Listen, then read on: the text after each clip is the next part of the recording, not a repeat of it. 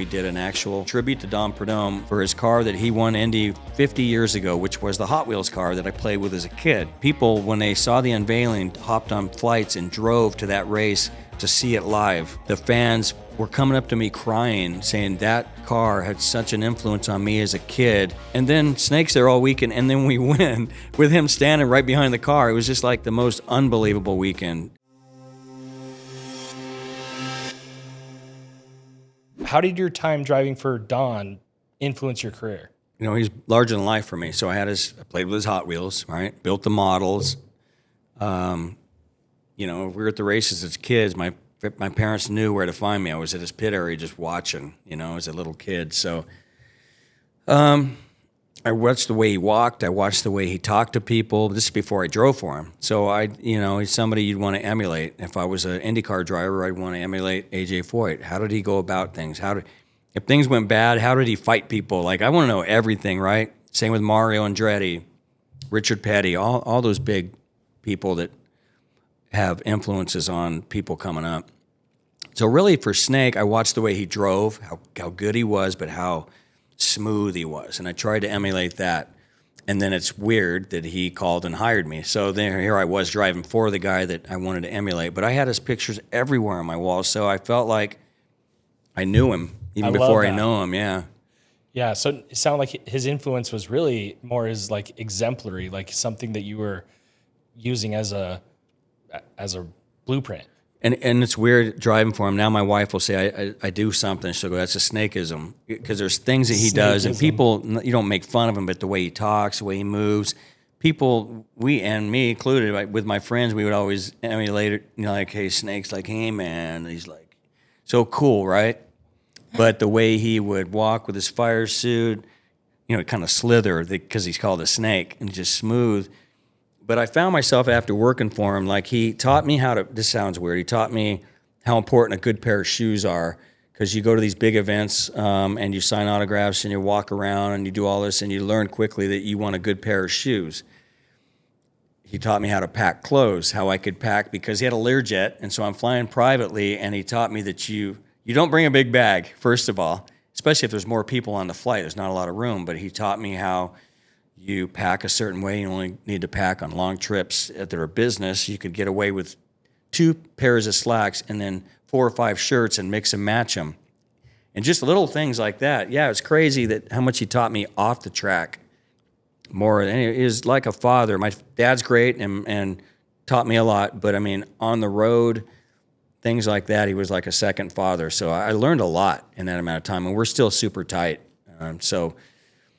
Yeah, I do a lot of things. My wife just goes, snakeism, another one. Well, that seems, every big athlete like Steph Curry or whoever, people will kind of just start to emulate their mannerisms and stuff, or when they hit a shot, they'll do their, so I of course you would with somebody who's such a significant player in your sport. Can you describe the feeling of like your first big victory? That's a great one. And ironically, Snake, when he hired me, already owned a Top Fuel dragster team. It was sponsored by Miller Lite, and it was a friend of mine that drove for him, who actually was a crew guy that got a chance to drive because Snake, he'd worked on Snake's car for years, and Larry Dixon's his name. We gave Snake his first double up. In other words, to win Funny Car or Top Fuel is hard enough. To do it as a team owner and win both classes is a double up, and it doesn't happen very often. And we did it in Pomona, and I did it in weird fashion. The car smoked the tires, the other guy did, and it's nighttime, it's Sunday night, and we're pedaling back and forth, and then I got by him and won. It was like crazy awesome. And then Larry won right behind me in the final, so it was a double up. The winner's circle, Snake as an owner, to have both cars win at the same time, same event is. And that was your first win? That was my first win. Oh. Well, it was my first win, but that was my biggest win. I had only won, I think, one race before that in a funny car. How cool is that? Because not only was it a big win for you in your first experience. And it's Southern California. It's the birth of drag race in Pomona, but it's beautiful. Also where I grew up in California. So it's families there. I mean, it was just so much coolness about that win beyond just the first double up for Snake. did the second win compare, or were you just kind of like, oh, no?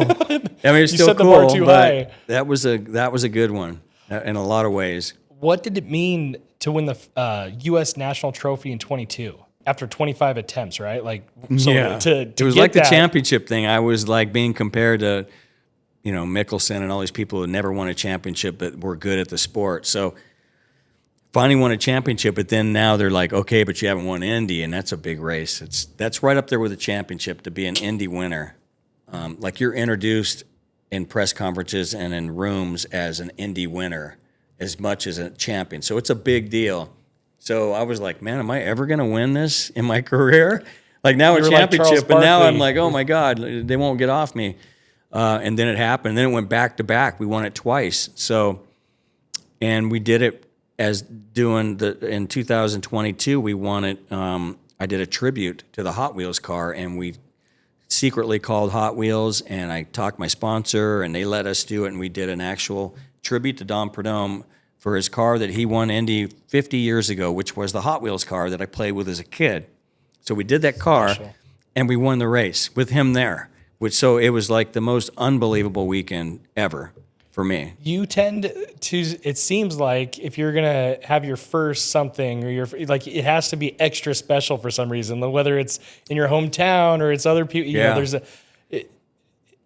is that just like, do you have this weird manifestation thing that people gravitate around your successes, that it's everybody's successes? I don't know. When we started talking about like the Hot Wheels thing, when it dropped and we unveiled it, I knew it was going to be cool, and I knew what we were doing was going to be awesome. And I knew the idea was great, and 4 months of talking to attorneys and trying to get legal to say yes. I almost gave up a few times, but to see the fans were coming up to me crying, saying that car had such an influence on me as a kid, of course, and it looked just like it. And yet my sponsor said, go ahead and do it, and we'll back off at the biggest race there is. Napa was like, go ahead. It was so many cool things that happened, and when that car came out for the first time, people, when they saw the unveiling, hopped on flights and drove to that race to see it live. Like it touched so many people. And then Snake's there all weekend, and then we win with him standing right behind the car. It was just like every notch of that race was I was going to crazy. say, the lead up, like I'm sure it was an idea. It was like, we should try to do this with this unveiling, and if we wanted to be cool, but like, what was the evolution of that all coming together? Like, did you imagine it being such a perfect Cinderella type? Because it started out with, I'm sure, just an idea, a far-fetched. In a bar, and the guy that designs our race cars, he likes to come up with crazy ideas, and he's a car guy, and he pretty much designed all of our cars. But he kept doing these renderings on napkins of like the Snake car, or these cars that we all loved as kids, and wouldn't it be cool to do the Hot Wheels car? And then he would do a full color drawing and send it to me. So Paul, our team manager, and I, we kind of kicked the idea around, and then I was like, man, now I'm an owner. Maybe I could pull this off, right?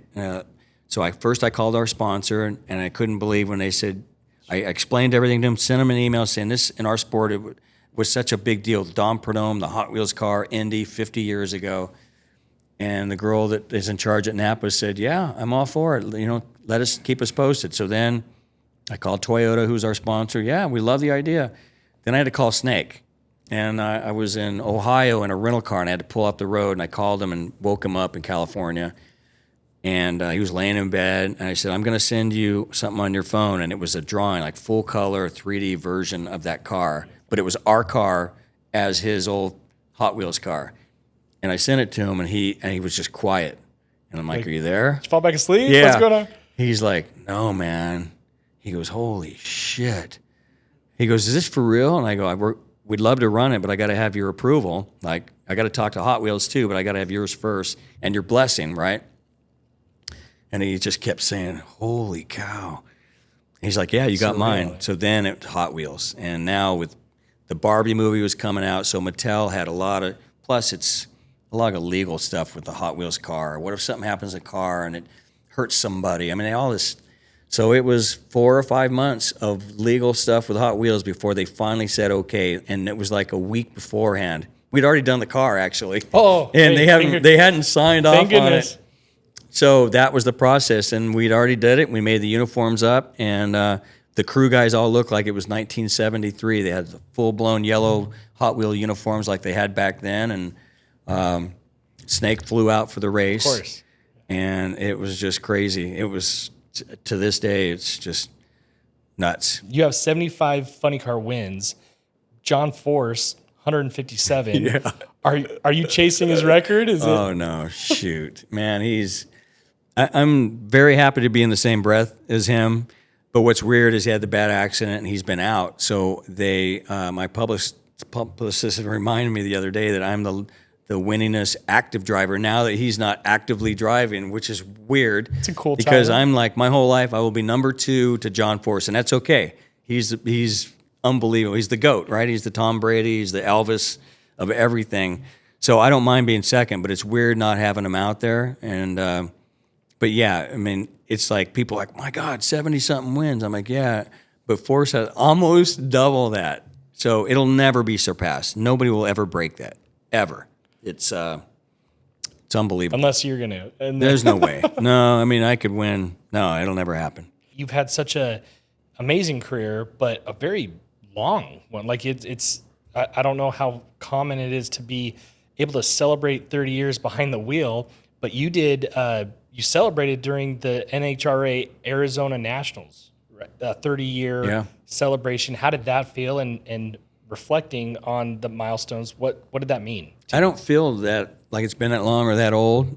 Sometimes I do. I wake up and I go, oh man, you are this old. But it was weird that it was, that many years ago that I was in that same spot racing a legend for the first time ever, and I was a total rookie, wet behind the ears. So yeah, it was weird, but it just reminded me all those years with the trophies of how many good people I've had around me, like different crew chiefs, different team members, 2 different owners, because I drove for Don Schumacher after Don Prudhomme, another legendary owner.